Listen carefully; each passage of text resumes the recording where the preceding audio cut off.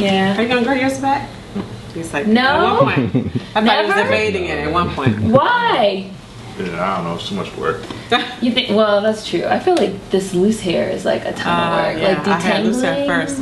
Yeah, detangling is just a lot. Every time I detangle, I just think like, I should just grow my locks back and just Be done. be done, call it a day. Yeah, but I grew them out really long, like waist length. Oh, yes. And when they start getting like that long, it's also a lot of work. That's a lot. So I was like, no, I don't know. But I'm trying to see like how big it'll get. So this September makes 3 years since I cut my locks. Yeah, without them. So we can just jump right in. I'm just gonna ask you guys like some questions. Sure. However you guys want to answer. Just know if a customer comes in, Yeah. we're the only ones here today. Totally, no problem. So how long have you guys been here? If you wanna, we can start there. Sure, absolutely. So we've been in this space in Anacostia a little bit over 17, 18 months, so not long. But before that, we were 10 years online. Okay. But this is our first physical brick and mortar space. Okay. What made you guys decide to move into a brick and mortar? Well, that was always the goal. Okay. The goal was always to have a brick and mortar space because that's where you can really kind of create and manage the literary experience. Online, we're able to reach across the country, get to people who don't have places like this available. So that's fantastic.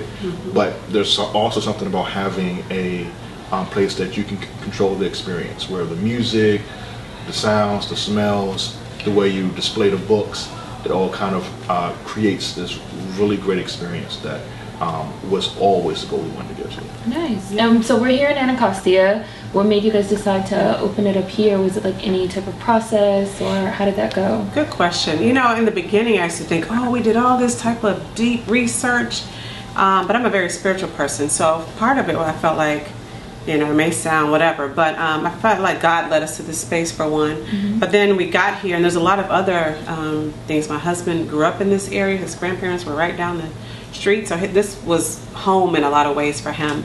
But between the center here, looking for a bookstore, and I happened to reach out and talk to them about a whole different project, and they learned we had a bookstore. So it was just kind of this very organic ideal. But when we really kind of sat down and looked at it deeper, looking at the community here and saying this is where we should be. Right. When we look at the literacy stats, when we look at a whole lot of different things, the accessibility, and Anacostia was where we were supposed to be. Right. So we could have been anywhere. We talked about doing it further out, like in Virginia initially, but this is where we were supposed to be for a lot of different reasons. Yeah, I mean, and the goal was always to be really to have 3 locations, one in Virginia, one in DC, and one in Maryland. Right. But again, when we looked at the best place to start, right, because there were opportunities in those other places, the best place to start was really here. Like what Ramanda said, for the history, again, for a place that didn't have a bookstore in over 20 years, to really kind of come in and bring in a new kind of fresh type of approach to how you sell books. You know, reminding people that you can actually sell Black books, and people are looking for it. Like people really want to have that kind of experience, want to read that kind of content. I think took people back by surprise. A little bit. Because you exclusively sell Black authors. Yeah, books that are written by and about, and for African Americans, anybody from the African diaspora. So there's a few, I would say very, very few, that come from a different, you know, perspective or different writer, but the content is about us or our experience. Yeah, I would say about 98% of the writers, 99% of the writers in here. Okay, are Black. 99.3. No. Yeah. Mostly. I'm glad you guys brought up like the community, because I did want to ask you, how has the community reception been to you guys being here? Yeah, I'll be honest, we've gotten a lot of, media and attention. It's been great from a lot of people that don't live in DC, and a lot in DC. It's been great, local and national. But the measure of success that I found was that the people who come into this store that are from right around the corner, right around the community, right around Anacostia, and oftentimes I'll ask them, where are you from? Do you live here? And they'll tell us, oh, we're from the neighborhood or right around the corner. So that's when I know we have hit the mark that we were going after. Yes. And we get people from all over the United States. It's just crazy. Yes. So people, with social media, they see us and want to come in. But the people that are right here in this area come in often and support us. And there's just this great cadre of repeat customers too that come in that are from the area. That who are always excited, like, we're so glad that you're here, you're right in our neighborhood, I don't have to go far, I don't have to go across town just to get the same book that other people can get, I can come right here. Right. And I deserve that type of accessibility. Yes, exactly. I'm glad you used the word accessibility. That's it, girl. Yes, accessibility. I definitely feel like a lot of Black people, like Black Americans, African Americans, feel like things, and it's true, not just that we feel it, because people are like, oh, you feel, but like that things are not accessible to us. Books are not accessible. You know, there's been a lot of talk about food deserts as well, and like not having accessibility to grocery stores and to healthy foods and things of that nature. So being able to sort of create accessibility, I feel like that's really, really just outstanding and wonderful. It's huge. And you said that you're from this area. Yep. Where are you from? I'm from Oklahoma. I'm an Oklahoma girl. Oklahoma. I actually grew up in Tulsa, right near Black Wall Street. My family still has a home there. So I love that. For me, this is kind of a full circle moment, because Black Wall Street, if people who don't know, was an area that was just fully populated with Black businesses and hair salons, and just a very thriving space. And to kind of be in this space where there's several other Black businesses right here in Anacostia as well. It's kind of like the new Black Wall Street. Some people have been terming it as. So it's great. Yeah. Oh, that's the first time I've heard that. Yes. That's nice. Yeah, they've been terming it the new Black Wall Street. I forgot which newspaper. It was a Black newspaper who was termed it that. So it's just fun to kind of be, even though I'm from Oklahoma, to be in this space. But I've been here over 20 years in D.C. in the DMV area now. So yeah. So you guys don't want to open one in Oklahoma? Yes. Number 4? I know.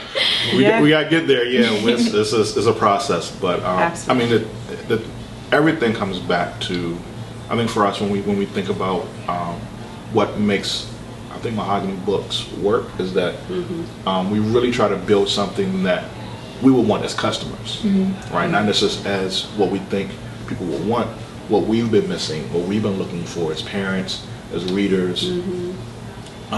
When we want to go out and just hang out with a family and just go to a bookstore, I want to pick up something for my daughter, I have a hard time, finding books that she would enjoy, but also kind of tell a little bit of her history and her heritage. That when she opens up the pages, these characters, these stories are about her. Yeah. Right. And those representation. Things, those things are important. So, right, people shouldn't have to drive, 20 miles, 30 minutes. DC traffic, anywhere, it's like a 30-minute, 40-minute drive. Right? So you shouldn't have to spend that much time on the road on your weekend to go find a book. Right. Father's Day is around the corner. You want to go pick something up real quick.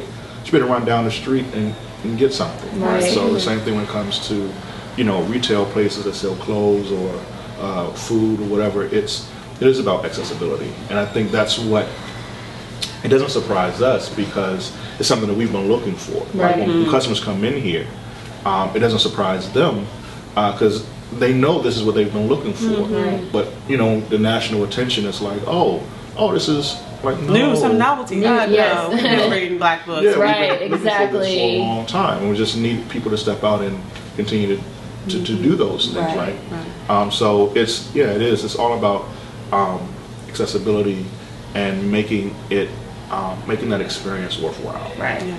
It's funny because I love to read. I'm an avid reader also, and I remember when I was younger, my grandmother would only read Black books. So she had this big bookshelf, and she liked to read romance novels, the trashy steamy romance novels. But she would read Black romance novels and Black historical fiction and all the big writers Eric Jerome Dickey novels and Elin Harris. Yes, I was reading all of those because my grandmother had all of them, and it was funny too to sort of get. And I never really thought anything of it. And I'm from DC also, was born and raised, and it was funny when I got to a certain age, and people started being like, oh wow, you grew up reading Black authors. I didn't and my grandmother went out of her way to give me Virginia Hamilton and folklore and Fred Crumb Jr., which does Black fairy tales Cinderella and Thumbelina and stuff like that. And so it's interesting to sort of have that experience and then also talk to other people that are just sort of now getting into oh, I want to read more Black books. Where is it? What do I do? Where do I go? You know, I'm sure you guys probably have people approach you in that way. Do you navigate that in a certain type of way? Do you have like book lists? Do you just wondering? I know I saw a sign that said you have like a book club. Yeah, we do. I'm just thinking of your last part of the question, you know, do we kind of guide people? Yeah. And yes, we do. With our book club, there's recommended reads. We have, even at our store, a section where people can walk up and may not know a lot about a certain book. There's like a little synopsis there that kind of gives them an idea of what that book can be, that we have kind of pulled out and said, hey, these are some great reads. But we do, I think a lot of people do look to us for that type of leadership. I know a lot of schools say, hey, we have, you know, students who are, you know, students of color, what would be great books for us?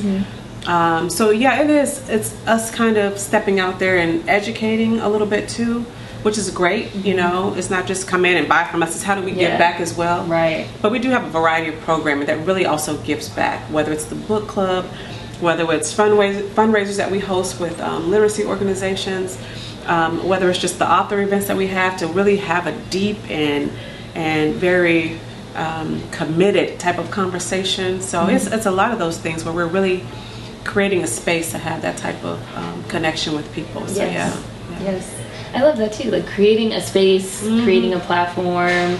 So you have Black authors come in, you do like readings and my goodness. So, and I this space, I know I'm starting to get excited now. Get excited. More excited. Get excited. But I enjoy this space where we're located in the center, because right across the hall there's a Black Box Theater. So for some of the larger events, we've hosted, you know, amazing people, Omar Epps and Lettucey and Kwame Alexander, just a lot of great people. But then we also can host more intimate events in our store. Yes. So, but if I start to think about in this community, how many times could they kind of come up close and personal to an Omar Epps or to a local author?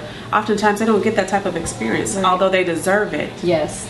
And so for us to kind of be the catalyst to create those type of environments has been very rewarding, very exciting. Yes. And the people come out and are excited about it too. So it's great. And it's good. It's like seeing yourself and sort of seeing yourself reflected, and then being able to like walk up, meet, and talk to them. Like I can remember some of my first like book signings that I ever went to, and just being like, oh my gosh, like I have to meet them. Right, like sign my book. Right, like you're here, like sign my book. Like wow, you made me feel like I could like write something, or I could, you know, do things of that nature. So you guys being able to provide a platform for that is really like amazing. Thank you. How was your transition from like online into brick and mortar as like Black business owners as well? How I don't know if you want to like go too in depth, but however. I mean, everything is of course a learning process, right? It's a new stage, it's a new phase, and there's certain details that you think you know that you don't know until they're asking you right then, and you have to like figure out something on the fly. Right. So that part is just part of business, is part of life, just always learning. But I think the transition, we've been working towards this for like 10 years. So you know, every time we will go out and walk into a bookstore, you know, one of the things I always did was just took a step back and like analyzed what the space was, how it was laid out, how it made me feel, where could I see myself at, right? How could that space be more inclusive of me? So when we got to this space, you know, we had a great team of people around us, some mentors, people who have great experience in design and putting together retail locations. We were able to express to them all those things that we had kind of built up. You know, when we put together our business plan and they would kind of read through our ideas and what our strategies were, they could really kind of, if we had really kind of done the work beforehand and putting everything together.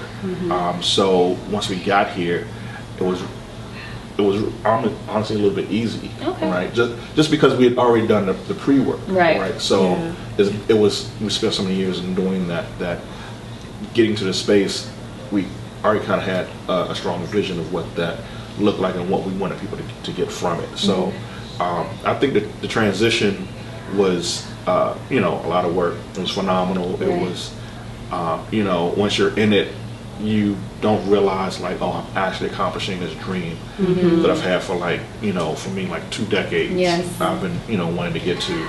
And then you take a step back and like, oh, we're here. And then you open the doors and customers come in and they're like, oh, never mind, keep on going. So but it was definitely good, and you learn a lot from the customers when they come in, because they'll tell you what they want, what they're looking for, and then you kind of, again, you morph again based on that, and you start adding things to your list of services that you do, because this customer base, they're looking for things and they want to have it, and I'm like, okay, that's what we're here for. Right. It's, again, like Ramona said, we're not just, it's part it's part business, but it's also part community service. Yes, right? absolutely. I remember we had someone we talked to say, hey, I want you to do it as a nonprofit. Like, no, because it's not a nonprofit. Right. It's a business. Right. But you can still run a business with the people in mind. Yeah, absolutely. Right. And that's how we approach it. That we're here, we got a daughter, we got to pay for college for it a couple of years. But, we still want to make sure that we are serving, our customers, serving our community. Yes. Yeah. I agree. Yeah, and I was just thinking of that transition too, from online to here. I always tell people, a lot of people are still discovering us and finding out, even though we've been around over 10 years. I keep telling people we're like the 10-year overnight success, because people are like, oh, you just got here. No, we did not just get here. Been here. Yeah, but all that time, like Derek was saying, all that time we've spent in the community. We've been hosting different author events, working with organizations and nonprofits, and people really focused on literacy. So that has allowed us to meet all those people for 10 years, different conferences that we've been the booksellers for, or different events that we've hosted in the community at various restaurants and cafes and, a lot of different places. So for us, being online allowed us to touch a lot of people with low overhead for years and years. And so to kind of get that word out from a very kind of grassroots perspective. And so when we opened our doors, talk about the people who followed us in here. Okay. They've learned about us. They've known about us. They've been shopping with us online. Right. And so it was kind of this great little sweet spot that we found when we opened the doors, that, they came with us. They've been waiting. That was one of the biggest questions we would get all the time. Where are you guys located? When we'd be out in the community hosting events, and we'd be like, well, we're online. We don't have a physical space. Yes. Yeah. You can shop anywhere from your home, but we don't have our space yet.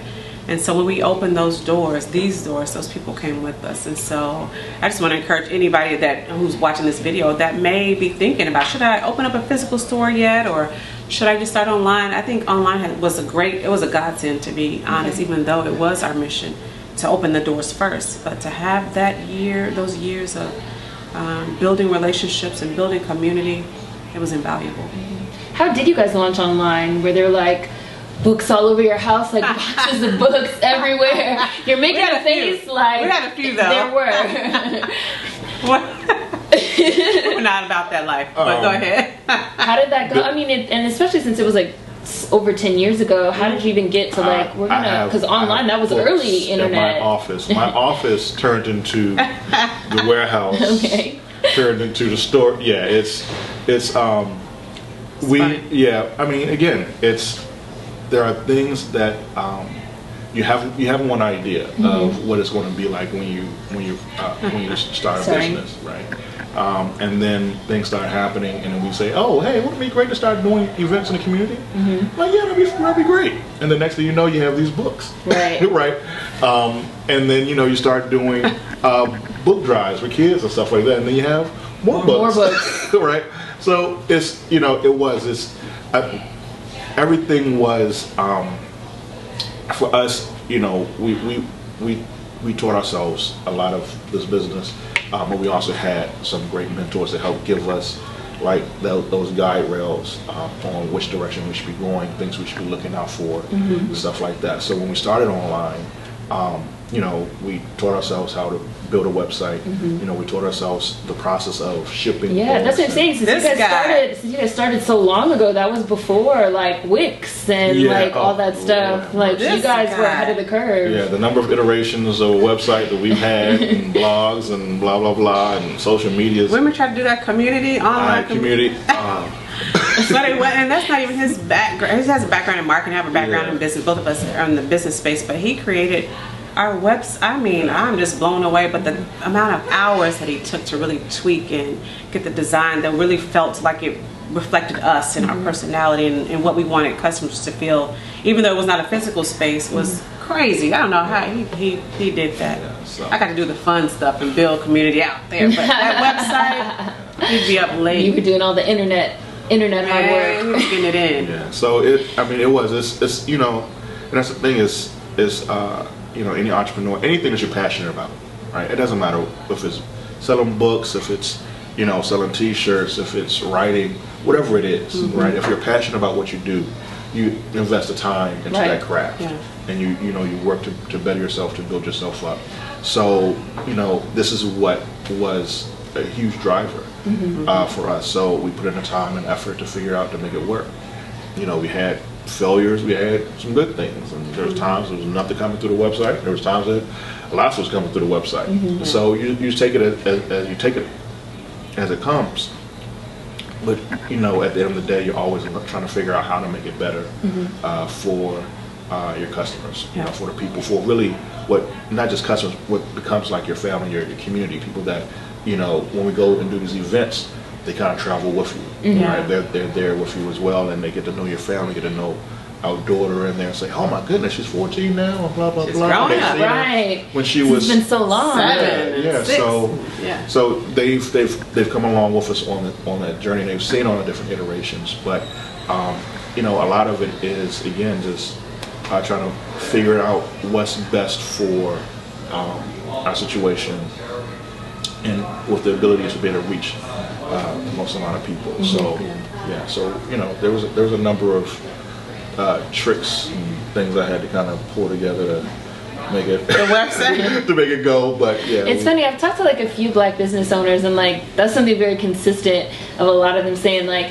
yeah, and then I had to just do this on the fly and just like figure it out. Like, oh, somebody asked me what was I gonna do, and I was just like, I'm gonna do this. And then I figured out a way to do it, which has just been like really amazing and inspiring too, like the creativity, the ingenuity, sort of the roll with it, go with the flow type of attitude. So, and I definitely feel like as like black Americans as well, we have like a tendency to do that type of thing, like, well, we gotta make it work. Like, we will make it work. We have to make it work. And I think that's the blessing too, to be an entrepreneur. When you get to create, nobody's over your head saying, no, that's not policy, or no, don't do this. No, this is what we want to do.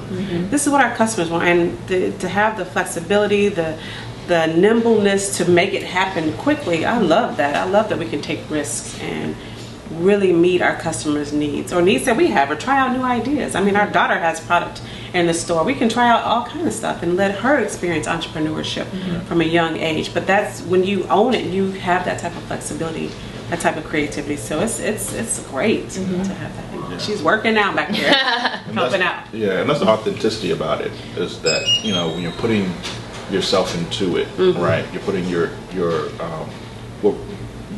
attitudes and your personality into it. People, when they come into the store, when they went to the website, I think they were kind of feeling that. They were feeling a family that enjoyed books, that enjoyed reading, that enjoyed black culture, black community, right? And for, you know, people, a lot of people, they're looking for those spaces. They're looking for those opportunities to kind of soak themselves, you know, into that kind of experience. And, you know, so that's what we have always been looking for, you know, and that's what we want to try to give back, so that people, when they come in here, they just like having that breath, like, I'm home. Yeah, we hear that. It's a great feeling, though. I think so. That is nice. Yeah. So I did want to ask you that, as especially as long-term DC residents now, and being like a native, and now that you have like a storefront, how do you guys feel about some of like the changes? Girl, that's a whole other conversation. In DC, we can keep it cute, as in depth as you want to go. Well, I know you get very passionate about that. I mean, both of us.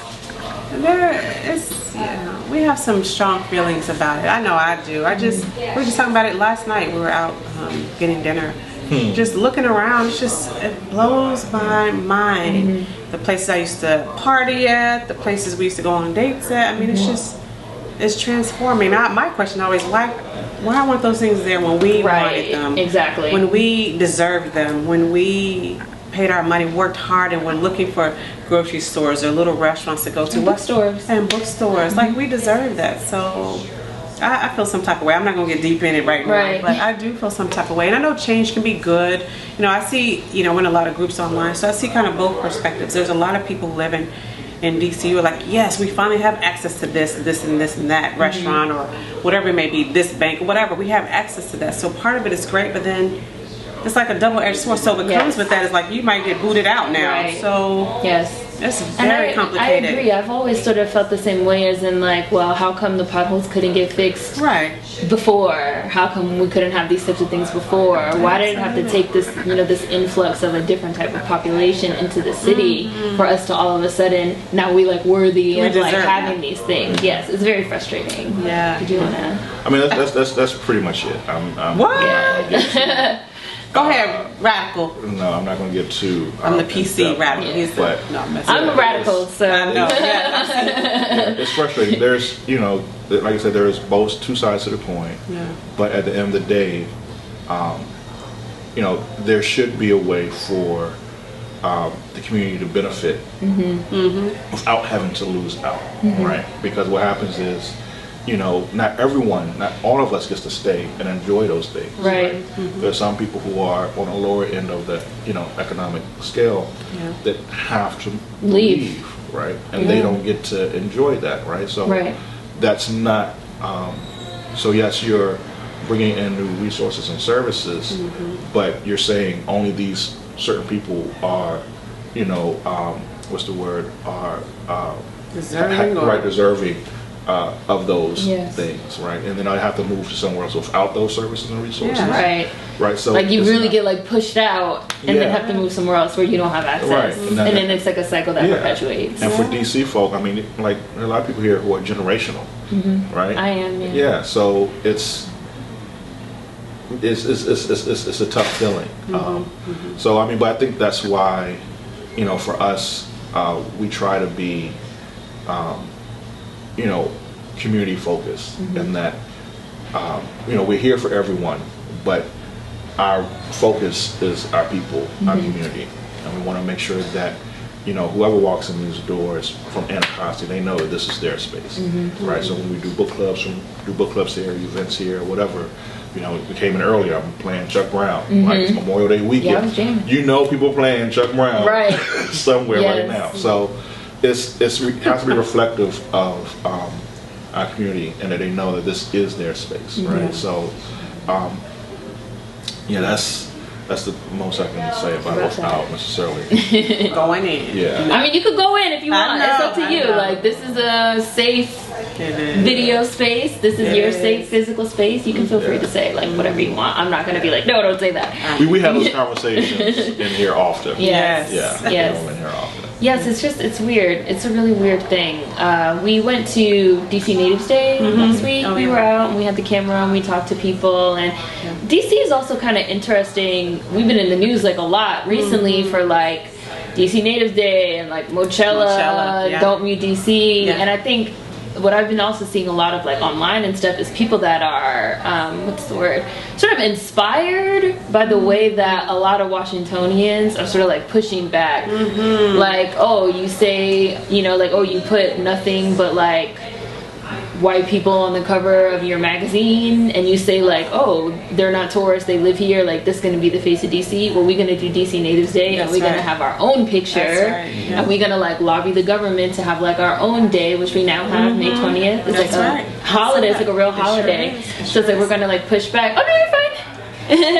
Come on. You're fine, yeah. So, or like, oh, you say we can't like play our go-go outside of like Metro PCS on Florida Avenue. Okay, fine. Well, they shut the music down. We're gonna have a whole band show up with 500 people, and we're gonna do it in the street, and we're gonna do it again, and then we're gonna do it again. And now they're trying to like make it an annual festival every year that it's gonna be Mochella. It's gonna be like a whole thing. I think they're saying they're gonna have it in August.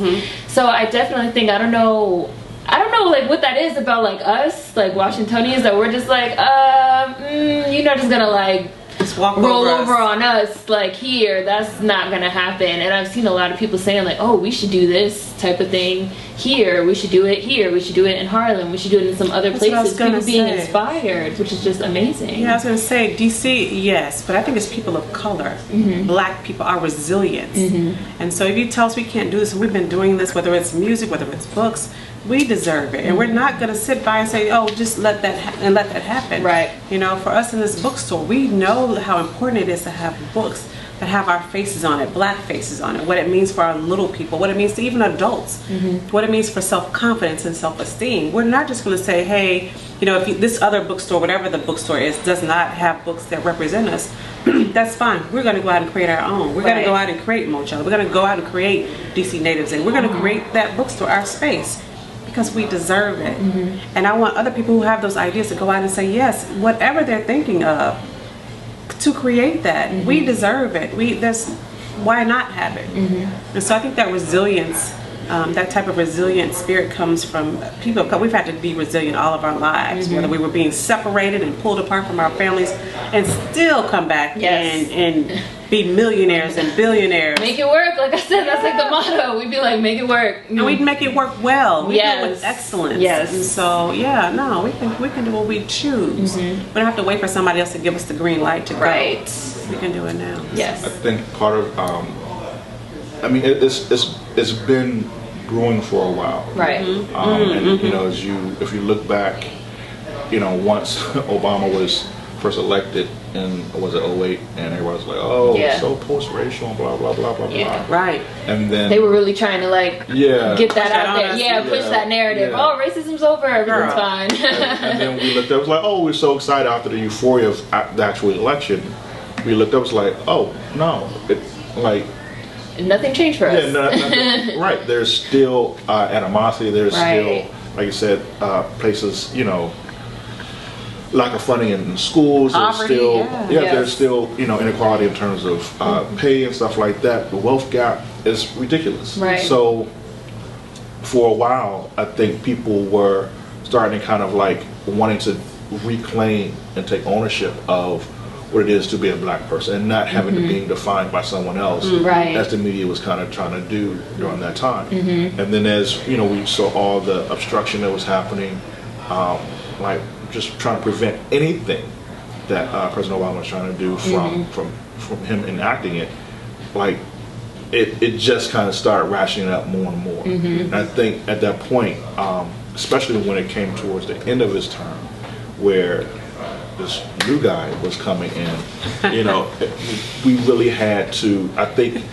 Did you just breathe over there? Yeah, I was like, oh. Yeah. I felt like my blood pressure go up just like that. I felt my inner temperature rise. But that's what happened. Yes. Right? And I think more people became willing to speak out. Yes. And more people saw that they couldn't just be on the sideline because of it. Yes. They had to be out and be active, because, you know, the opposition was being out and active. Yes. Right? And that if we wanted to try to safeguard, you know, a lot of the progress that's been made, and dig further into that, we had to become more active, more vocal, to make things happen. So, you know, so I think there's a lot of good things that happened because of it, a lot of bad things that happened that drove it as well. Right. But I think that's what you're seeing now, and that we're at the point where we don't want to be pushed back anymore. Right. So the question really becomes how, you know, how long one of my favorite, I'm a huge comic book guy. And one of my favorite lines, especially in the Marvel movies, is... We loved your comic section. Yes. Black comics. Thank you. Yes, I love it. I'm over all the time. But there's this line in one of the Marvel movies where they ask Hulk, like, you know, how do you know, handle this thing inside of you all the time? It's like, well, I'm just mad all the time now. Right, that's it. Like, that's how I can find peace in myself, is that I understand that there's a constant fight that I'm having to deal with. And that's unfortunate, right? That because it comes with kind of trauma, but that's what black folk are dealing with. Right. That we have to recognize that it's not just going to be given to us, that we have to be willing to go out there and fight for it. Right. And if we can take that, you know, into the next political season, you know, when it comes to, like, when I'm talking about opening up your own business, if it's something you want, start it, right? Reinvest that money in your community, and then what happens is those local politicians have to pay attention to you because now they need you because you're increasing the tax base, you're hiring people, so you need to listen to you, and we have more say in the community. So it's a long. That's awesome. but that's where it really comes. That's what it comes down to. Right. And you know, so I'm glad those things happen because you know I talk to people who who aren't here too, and they're like, yo, y'all. I'm like, man, because people out here are crazy. Yes, and I am we gotta we gotta make stuff happen. Yes. I am too. Like, I've been doing videos since like 2014. That's right. I see you. Yes, and I remember like. So the election was in 2016, we're about to have another one in 2020, and I remember like leading up to even the election, people were just like, you like take everything too serious, and like you're so angry, and like it's not that bad, or like, you know, oh, it's not like a ton of people, like, oh, like racism is just like it's like a vocal minority, but like it's not that many, and I'm like, no, like racism's bad, and there's a lot of stuff that's going on and happening, and like people need to like wake up and be a little bit more aware. Like I'm not, like, even if I am angry, which I am, but like I have a reason to be, like there's a lot of things that's going on. And then like when Trump got elected, and then all these people were shocked, and I was just like, it's been this way. Like it's been this way. I don't know if y'all were in denial, like you just like didn't want to believe it, but like now we've like reached this certain point where like a lot of people got like sort of snapped out of it, and now they're like really much more active and like much more actively pushing back, which is exciting. Are we running out of space? All right. Okay. Well, this was fantastic. Yay, thank you so much for running out of time. So is there anything you guys want to say really quick before we wrap it up? I just want to let people know, our customers know, the people who are on social media, even the ones that are on your platform, to know that we are here, that Mahogany Books is this space where they can come, be authentic, have those candid conversations, but then also it is their bookstore. If there's ideas or thoughts or things that they want to see happen, we're open to that. This is our community. Right. We want to make those things happen. So I think that's one thing.